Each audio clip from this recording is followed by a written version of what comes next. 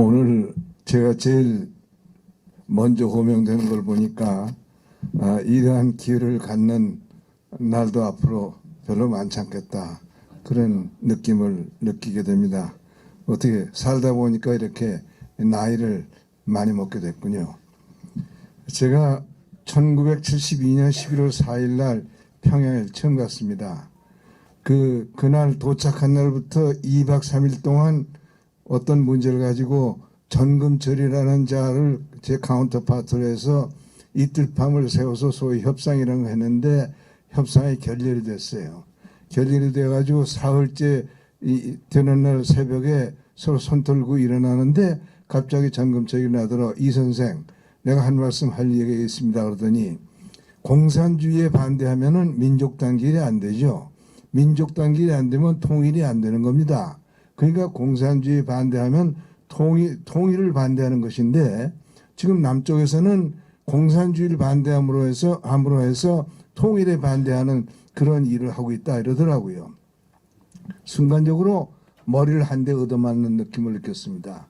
얼핏 들어서 틀림없는 얘기 아니에요? 논리적으로. 근데 제가 얼핏 생각을 해보니까 학교에서 배운 3단 논법이 생각이 나고, 이놈이 논리를 가지고 장난하는구나 생각이 나서 제가 그랬어요. 여보, 당신만 말할게, 나도 말할 게 있어. 공산주의를 주장하면 민족 단결이 안 되지. 민족 단결이 안 되면 통일이 안 되니까 공산주의를 주장하면은 통일에 반대하는 것 아니요? 어떻게 생각하오? 이래가지고 이놈이 쑥 들어가서, 이제 그 뒤에도 제가 이제 70년대, 80년대, 90년대 남북 회담에 관계하는 동안에 수도 없이 여러 차례 이런 논쟁을 그 사람들하고 했고, 저 사람들이 그 논쟁에서 저를 이기지 못했기 때문에 아주 저하고 논쟁하는 것을 굉장히 꺼렸던 이제 그런 기억이 있습니다. 그런데 제가 이제 철이 나서 이 사회 생활을 하면서 지금 이제 87의 나이까지 와 보니까, 우리나라 현대사는 1945년 8월 15일, 사실 그 이전부터 그랬겠지만은 그 뒤로 70몇 년 동안 단 하루의 영일도 없이 공산주의와의 이념 투쟁으로 날이 새고 날이 저물었습니다. 이 공산주의와의 투쟁을 하면서 70, 80년 가까운 세월을 지나는 동안에 유감스럽게도 대한민국은 실질적으로 공산화가 됐습니다. 그동안 우리가 6.25 전쟁도 치렀고, 공산주의를 상대로 해서 이념 투쟁을 80년 가까이 하는 동안에 양지에서는 우리가 공산주의를 이겨서 그 반공 자유민주 정부를 수립해서 많은 세월을 보냈죠. 그러나 우선 그동안에 15년의 공산주의 정권이 사실 대한민국을 지배했었고, 양지에서는 그런 승부가 났지만은 음지에서는 사사건건 공산주의한테 우리가 졌습니다. 그래서 우리 이 시민 생활은 지금은 거의 철저하게 공산주의자들의 지배하에 있다, 난 이렇게 봅니다. 지금 우리 대한민국의 오늘을 보면은 정치, 경제, 사회, 문화, 종교 모든 영역이 공산주의자들의 지배하에 있습니다. 특히 그 중에서 가장 중요한 게 정치고 교육인데, 교육의 전교조라는 것이 아까 우리 고 대표께서 말씀 있었지만, 제가 1990년대 말부터 이 전교조 문제로 투쟁하는 분들을 거들면서 제가 공부한 바에 의하면은 전교조의 참교육 이념이라는 게 그렇더라고요. 참교육 이념이라는 게 뭐냐? 앞으로 인류의 사회는 필연적으로 프롤레타리아 사회로 가게 돼 있는데, 그렇기 때문에 지금 아이들의 교육은 프롤레타리아 인성 교육을 해야 되는데, 현재 교육은 부르주아 인성 교육을 하기 때문에 이것을 뜯어 고쳐야 된다. 그래가지고 프롤레타리아 인성 교육으로 바꿔야 된다. 이게 전교조의 참교육 이념이에요. 그런데 이 참교육 이념에 의해서 대한민국 현대사가 지금 바뀌었죠. 지금 현대사가 완전히 이 전교조 이념에 의해서 현대사는 말소되고 사실은 좌파가 주장하는 어떤 그 이 설명으로 대체가 되어 있습니다.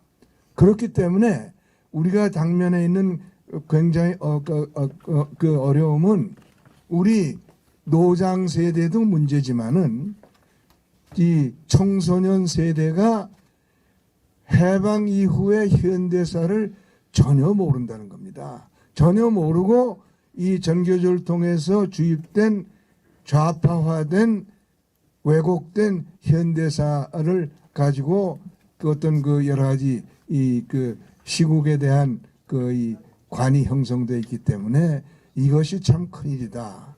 이것이 정말 우리가 걱정해야 될 것이고, 이래서 우리가 지금 다시 일으켜 세워야 될 것은 공산주의의 싸움에서 싸움을 격렬하게 해서 우리가 이기는 마련을 해야 된다.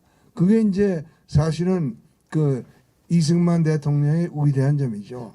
이승만 대통령이 1954년 7월에서 8월에 걸쳐서 그 우리나라 대통령으로 첫 번째 국빈 방문으로 미국에 가가지고 사실 아이젠하워 대통령과 굉장한 대결을 했습니다.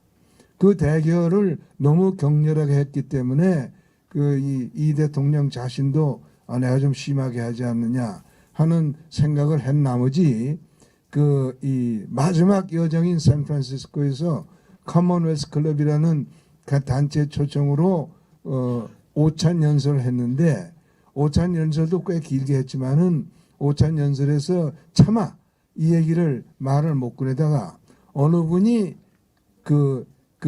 이 대통령 연설에 대해서 코멘트한 부분을 잘 됐구나 해서 그걸 물어가지고 또한 20분 동안 연설을 추가적인 연설을 했는데, 그게 공산주의에 관한 겁니다. 이분이 공산주의와의 싸움은 콜레라의 싸움과 마찬가지다. 죽기 아니면 살기 싸움이다. 우리가 죽기 아니면 살기로 싸워야 되고 어디서나 싸워야 된다. 나라에서도 싸워야 되고 사회에서도 싸워야 되고 교회에서도 싸워야 되고 가정에서도 싸워야 된다. 이 꼭 윈스턴 처칠이 그 유명한 연설한 게 있죠. 그 연설을 그대로 여기다 적용해서 한 게 있습니다. 그런데 사실은 우리가 대한민국 국민이 공산주의와 지금도 죽기 아니면 살기에 지금 투쟁에 몰입되어 있어야 되는데, 우리가 모두 이것을 망각해서 공산주의에 대한 면역 기능이 마비되어 있습니다. 그래서 공산주의에 저항할 수가 없어요, 우리가. 그리고 더군다나 아이들을 가르칠 수가 없어요. 그러니까 이 문제를 우리가 각성해서 뭔가 활로를 들지 않아 가지고는 미래에 대해서 우리가 안심할 수가 없습니다. 그런데 여기서 우리가 아주 중대 기로를 앞두고 있습니다. 내년 총선거가 제가 보기엔 여러분도 그렇게 생각하지만 제가 보기엔 바로 이 이념 투쟁과 관련해서 정말 마지막 기회가 아닌가. 만약에 내년 총선거에서 우리가 패배해가지고 더불어민주당 중심의 좌파 세력이 이기면은 아마 우리는 공산주의에 저항할 근력을 완전히 상실해 버리지 않겠나, 이런 생각을 합니다. 그래서 내년 선거는 어떤 의미에서 중요하냐? 저는 어떤 의미에서 중요하냐면은 국민의 힘이 이겨야 된다는 차원에서 중요한 게 아니고, 더불어민주당이라고 하는 사이비 공산당 세력을 국회에서 소수화시키는 그 결판을 내지 않으면은 우리는 정말 희망이 없게 됐다 해서 내년 선거에 임하는 우리의 각오는 더불어민주당 세력을 최소화시키는 겁니다. 여기에 목표를 두고 누가 좋은 사람을 골라서 당선시키겠다는 것은 그야말로 사치다 하는 생각은 저는 합니다. 여러분도 그런 점에서 좀 심사숙고를 해 주시길 바라는데, 여기에 그래도 우리한테 등대불이 하나 있는 것이 저는 고영주 변호사라고 생각합니다. 그 고영주 대표께서 과거, 박수 감사합니다.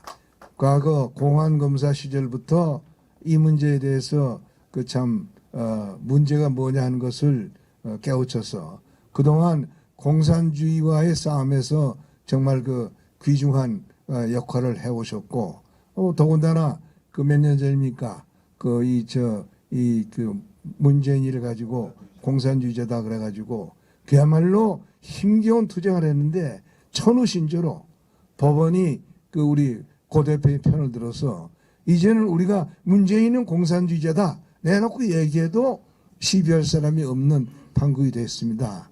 그런데 우리 여기서 한 걸음 더 나가서 이제 더불어민주당은 공산당이다 하는 주장을 내세우고 싸움을 벌여야 되겠습니다. 그 싸움에 아마 내년 이제 몇 달 안 남은 이 총선거까지 우리 고 대표께서 어떤 역할을 해 주실 것인지 숙제이긴 합니다만은 아마도 우리 고 대표를 앞장 세워가지고 이 공산주의자들을 상대로 하는 이 시대적 투쟁을 우리가 전개하는데 동참을 해야 될 것 같습니다.